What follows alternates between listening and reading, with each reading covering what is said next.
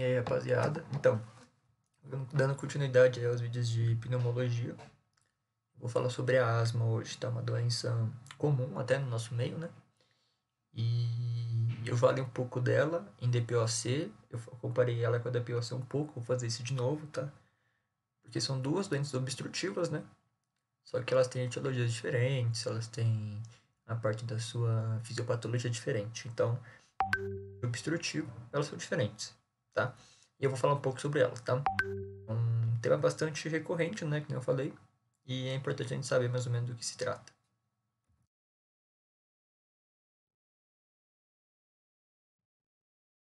Então, vou falar um pouco da definição da asma. O que vai ser a asma? Bom, vai ser uma doença obstrutiva, tá? Reversível, diferente da irreversível. Mas as duas são doenças obstrutivas, tá? Da parte do sistema respiratório.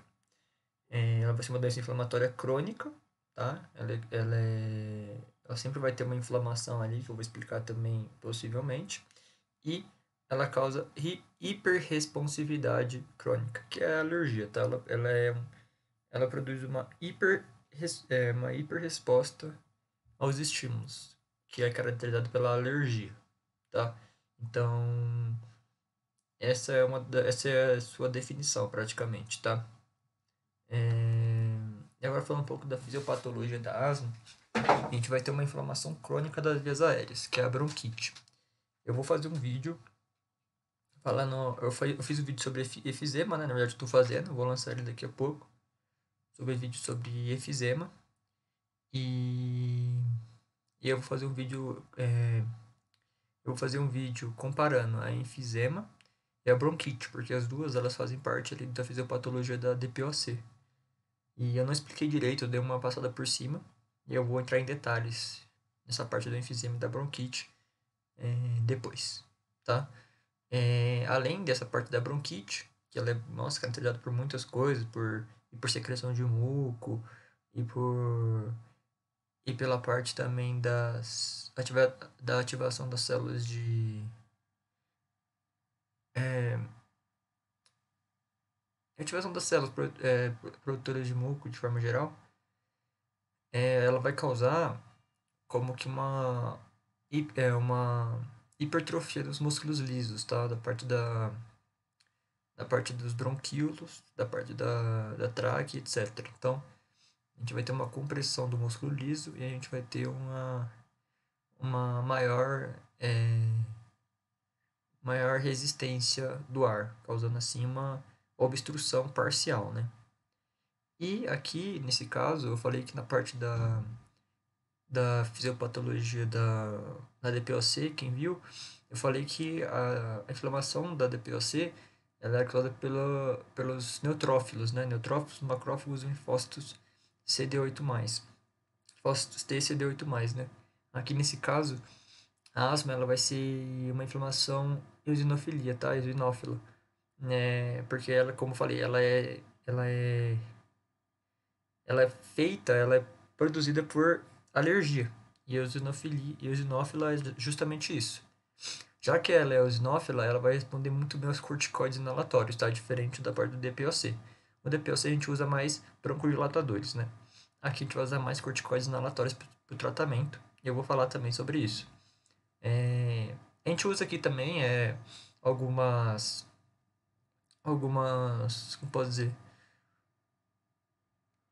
alguns broncodilatadores, né? A gente usa a parte dos agonistas muscarínicos, a gente usa também os antagonistas beta 2, porém, a gente vai usar com muito menos frequência do que a gente usa lá em relação à parte a parte da DPOC.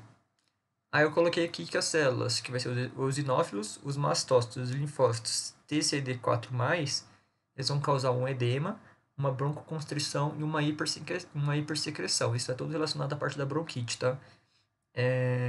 Então, esse edema, broncoconstrição e hipersecreção, eu vou falar sobre a parte da bronquite também posteriormente. Porém, hipersecreção vai ser hipersecreção de músculo, tá? Pelas células caliciformes.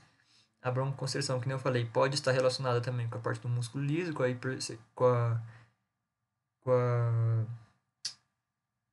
hipertrofia dos músculos lisos. E o edema vai ser o acúmulo de líquido, né, que normalmente ocorre no processo comum inflamatório. Eu já falei da inflamação aqui no canal também. Então, quais vão ser os sintomas da asma? Vai ser tosse crônica, dispneia e sibilos. Uma das definições da bronquite, que é o que ocorre na asma, é a parte das tosses crônicas, que são tosses que duram de 3 meses a 2 anos e não tem um diagnóstico preciso. Isso é uma bronquite, tá? Eu vou falar sobre ela. E a tosse crônica também está presente aí. Dispneia e sibilos também são sintomas normais, né? E o diagnóstico da asma, o que acontece? A gente não tem nenhum teste, assim, a gente não tem nada que comprove, que é um fator diagnóstico comprovante, assim. A gente pode usar espirometria, a gente pode usar algum raio-x, mas o diagnóstico mesmo vai estar relacionado com os sintomas, que é a tosse crônica, dispneia, sibilo e etc., junto com os gatilhos que isso ocorre. Tem vários gatilhos, né? A poeira, químicos, uso de remédios como o AAS e os AINES de forma geral. Então, a gente vai ter que comparar esses gatilhos aí e ver se a pessoa tem gatilho relacionado à parte do sintomas relacionados aos gatilhos, né? Bom, exame físico a gente pode fazer, se a gente quiser fazer uma espirometria, igual na parte da DPOC. A gente pode fazer o volume expirado forçado dividido pela capacidade vital forçada. Se isso der menor que 0,7, já caracteriza uma obstrução ali da parte do sistema respiratório. A gente pode fazer esse teste com os broncodilatadores, que nem a gente faz no caso da espirometria, e a gente pode diferenciar se os broncodilatadores vão ter uma influência ou não. Se eles tiverem uma influência positiva, a gente pode suspeitar de asma, porque, como eu falei, os broncodilatadores eles são muito eficazes na parte da asma e não são eficazes na parte da DPOC, tá? A gente pode fazer radiografia para ver como está a situação do paciente, anatomicamente falando, e a gente pode também começar um tratamento de asma para o paciente. E se ele começar a responder, a gente já vai indicar que ele tem asma. Então, esse é um tipo de diagnóstico. Bom, aqui eu coloquei mais diferenças entre o DPOC e a asma. Eu falei sobre eles já na parte da DPOC, mas eu vou só recapitular um pouco. A DPOC, os fatores de risco dele, as causas etiológicas, vai ser o tabagismo, principalmente, queima de biomassa e etc. E vai ter a fator genético, que é o alfa-1 antitripsina, que vai ser como eu posso dizer, vai, vai meio que inibir a parte da elastinase, tá? Eu vou falar sobre eles depois. O fator genético da asma, o fator genético vai ser a principal causa da asma.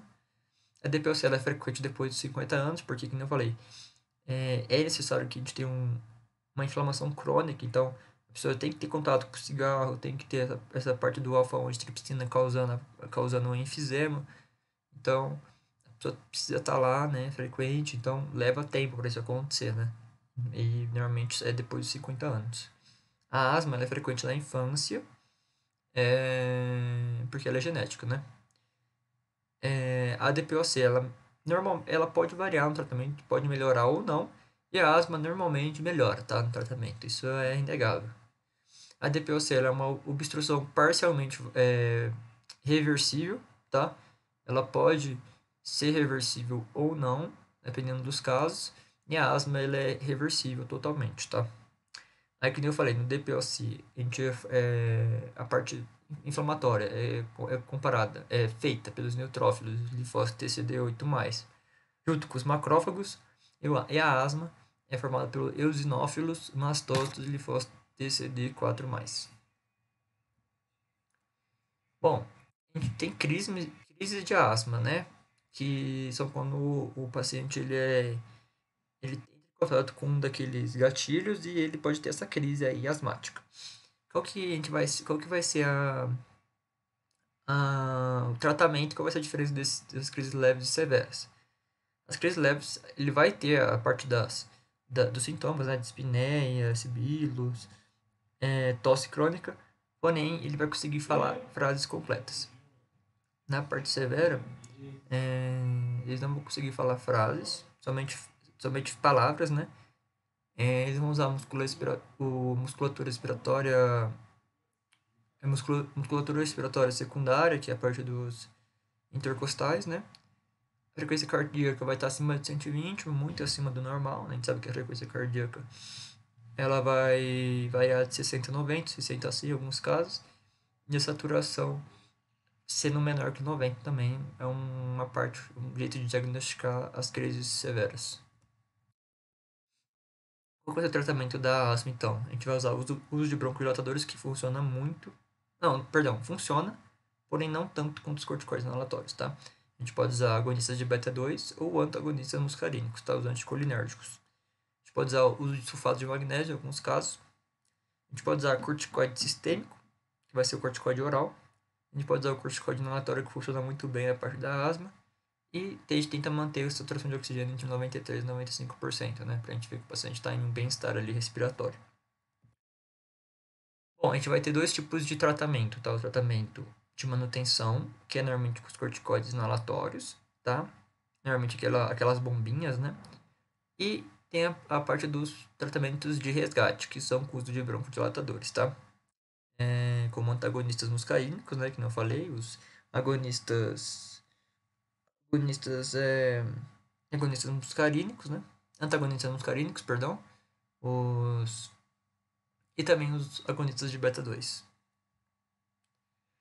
Qual vai ser o tratamento de resgate? Vai ser o uso de broncodilatadores de longa duração, que é os agonistas de beta-2. Ou de curta duração, a gente pode usar os antagonistas muscarínicos, os anticolinérgicos, tá?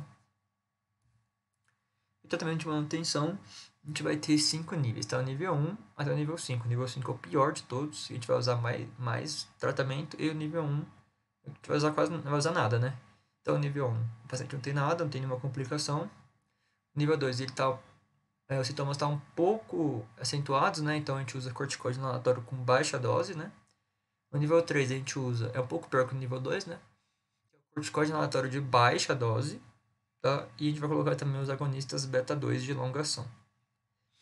Aí o nível 4 a gente vai usar corticoide inalatório de longa dose com agonistas de beta-2 de longa duração.